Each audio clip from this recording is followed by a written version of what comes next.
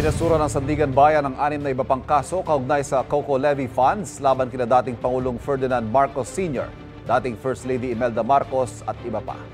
Batay sa resolusyon ng Anti-Graft Court, dahil ito sa inordinate delay o labis sa pagkaantala ng mga pagdinig na labag sa karapatan ng mga akusado para sa mabilis na paglilitis. Mula raw ng isang pang kaso, halos 4 na dekada nang nakalilipas, bigo ang prosekusyon na maglabas ng ebidensya at mga testigo. Kabilang sina Marcos sa mga inakusahan kaugnay sa maling paggamit umano ng COCO levy funds na para dapat sa pag-develop ng coconut industry sa bansa.